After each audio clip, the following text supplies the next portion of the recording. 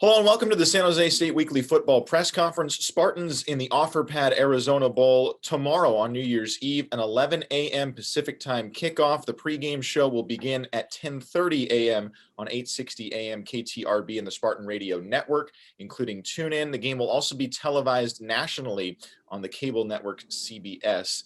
We do like to remind our media members that when I do go to you, you can either ask a question by raising your hand in the participants function or type it into the chat, and we'll get around to Coach Brennan as we can. So, Coach, take it away.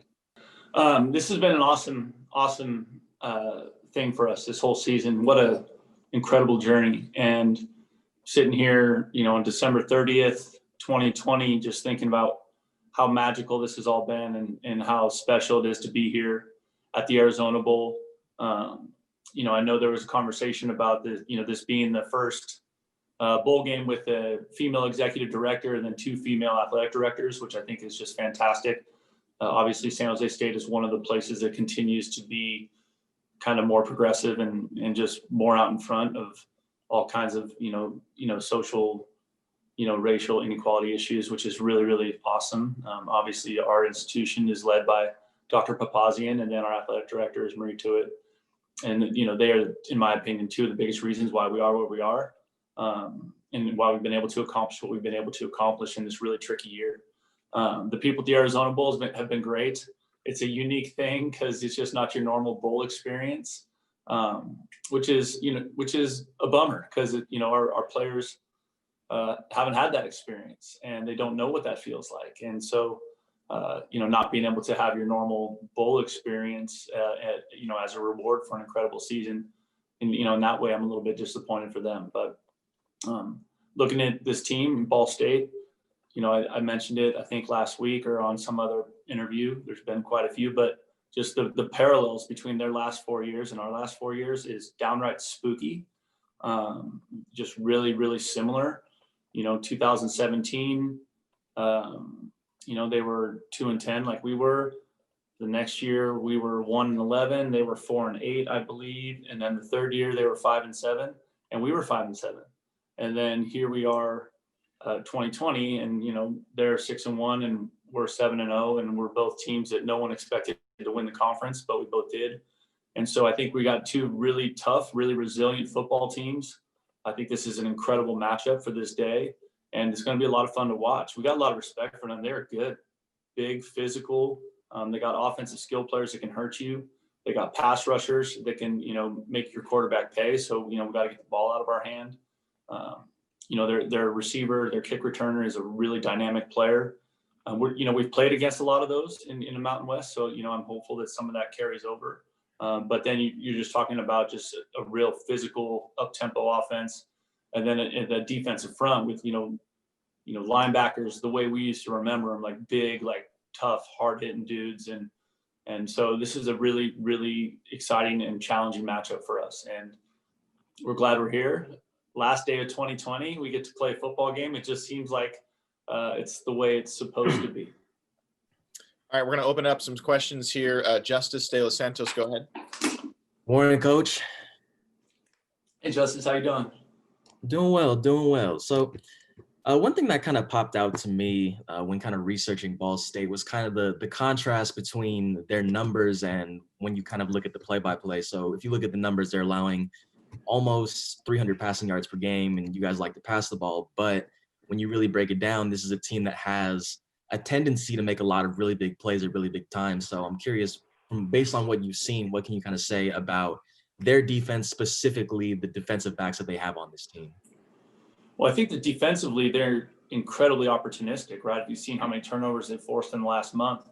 To me, that's one of those things when you are trying to build a program is, again, the parallel is crazy, right? Like, how much have you guys heard me talk about turnover margin and turnover battle, and just what they've done that way has been really, really special. I think all the guys in their secondary can play. Both corners can run and have length. They're bigger than maybe you see, than maybe we are used to seeing.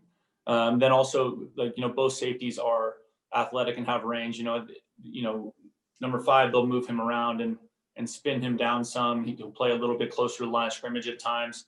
but very good tackler, very aggressive player. When I look at them, I feel like they're a lot like us, just really do a great job being physical at the line of scrimmage. They got a couple guys that can rush the passer, and then they have a really good safety play. All right, we're going to go over to Michael Lev. Go ahead. Morning, Coach. Morning. I was talking to your quarterback coach last night, as well as Nick Starkel, and one of the topics that came up was what your message is to Nick at the start of each game. You're exactly where you're supposed to be, I guess, is what you say to him. Where did you come up with that, and what's kind of the meaning behind it? Well, I think for Nick, when we obviously that started week 1 against Air Force, and I was just thinking about his process and his journey going into that first game. And he had been in so many different situations, right? He had started, played well. He had started and got benched. He had come off the bench and played. He had just had this crazy path. And so for some of that, I think the experience, just talking to him, and we had a lot of not just Nick, our team over COVID and shelter in place when we were all separated. We had a lot of team meeting, team building moments. And one of the things that Nick said during that time is he felt incredibly supported by the guys in the quarterback room here. He really, not just Gundy, but the other quarterbacks. And there was a real brotherhood, a real family to that.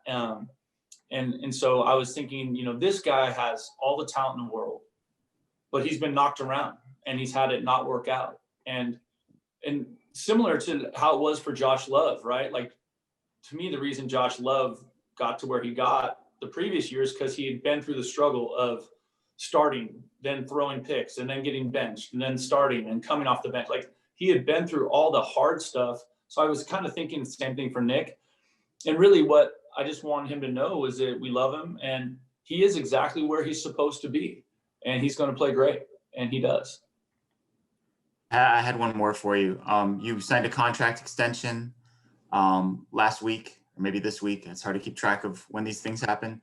Who knows what the future holds? I mean, who knows what sort of staff turnover you might have or what opportunities might come along. But what is the value of continuity, that the continuity that your program has been able to pull off for the last couple of years here anyway? I think it's everything, Michael. I really do. And that's been something that our administration has helped me work through over these 4 years that I've been the head coach, because there have been people that have tried to make runs at our assistant coaches, and they've been able to help me, with either making it, financially better for them or the stability of our staff. And that's been a problem. I mean, that's really been a fundamental problem at San Jose State University, not just in athletics, but across the board. I mean, I think I left here in 2010. I think we've had 3 or 4 presidents since then, just that. And then, since I left, we've had, we're on our, maybe our 3rd athletic director, there's been, multiple head coaches. Every time you change leadership, it has a chance to negatively impact the process and the product you put out there. To me, it doesn't matter what business you're in. And so with assistant coaches, right, they are part of the leadership structure of our football team naturally. So as much as we can do to not change that structure, because I absolutely believe in all them. And I think the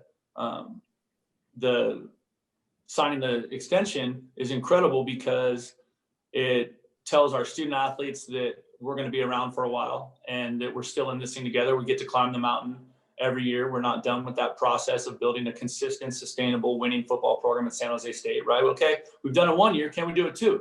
Right? That's the thing, right? That hasn't happened. Back-to-back winning seasons. When was the last time? I know Lawrence can tell you. I'm guessing it was 91, 92. Right? So we're talking 30 years. Haven't had back-to-back winning season. Haven't been back-to-back bowl games, right?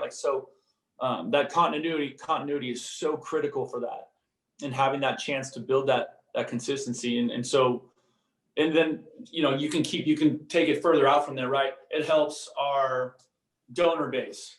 It helps because they know what they are investing in, right? It helps recruiting, because the recruits, that a number one question recruits ask is, are you going to be there when I'm a senior? right? And no one has a crystal ball, and it doesn't matter where you are, right? Like, is Nick Saban going to be the head coach of Alabama in 5 years? I don't know. And no one else can, right? So like that question for recruits trying to figure that out, now that they know that my contract has been extended and I'm going to have that more time there, I think that's also very comforting. That was a big thing when we signed the recruiting class in early December, right? Or mid-December. That was a lot, that all those players were watching our success and they were like, Coach, are you going to be our coach? And I'm like, yes, I'm going to be your coach. Well, now it's like, double stamped. Yes, you're going to be there. So it's good. Okay, we're going to take just a couple more questions here. Steve Kroner, go ahead. Yeah, good morning. One Morning. quick thing to follow up on Michael's question. At the news conference last week, you said you were signing the extension, and the release said that guys, we're still in negotiations. Have you signed it, or is it still pending? We've agreed to terms on it, but I haven't signed it yet. Some of that stuff takes a little while to get through the system. I was going to say is you mentioned the normal bowl process. Okay. Process for coaches, you get 3, 4, 5, 6 weeks, and sometimes you can put in plays that you've been hiding for years. When you have that extra time, not really having much extra time, is it fair to say that your game plan is pretty much what it's been for 7 games in 2020?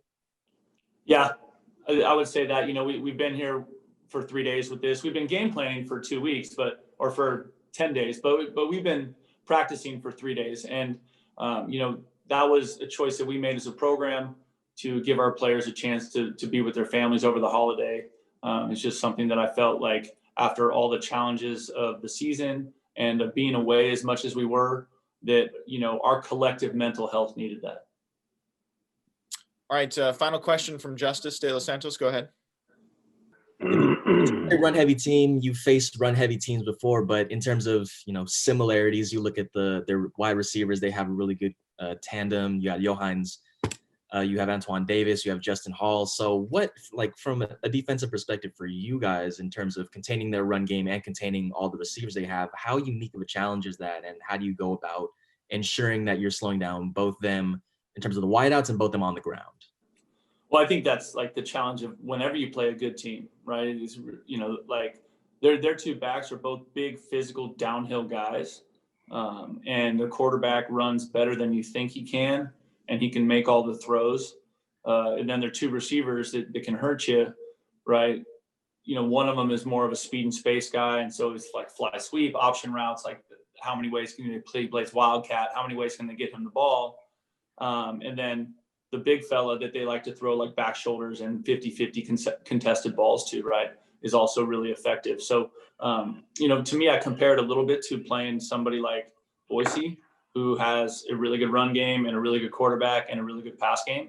I think that's, the best comparison in terms of when you're talking about a team that's, very similar offensive output. Both were scoring, these guys and Boise, both, I think 36, 37 points a game, both in the, 400, depending on what game you look at, 400 plus yards of total offense, both, really good with the football and not turning it over. So, I think that's something that you look at that whenever you play good teams, you're going to have most good teams run and throw it, right? So you kind of have to be able to keep changing up the looks enough, mess with the coverage, mess with the front, a little bit of movement, obviously some pressure, and try and keep them second guessing and not quite sure what they're looking at. All right, that does it for this week's press conference. Again, thanks for everybody for participating. Tomorrow on New Year's Eve, the Spartans take on Ball State in the OfferPad Arizona Bowl, 11 a.m. kickoff on CBS, and we'll have the call on the Spartan Radio Network beginning at 10:30 Pacific time on KTRB 860 AM and tune in. Thanks as always, Coach. No Appreciate problem. it. Thanks, everybody. Appreciate it. Happy New Year.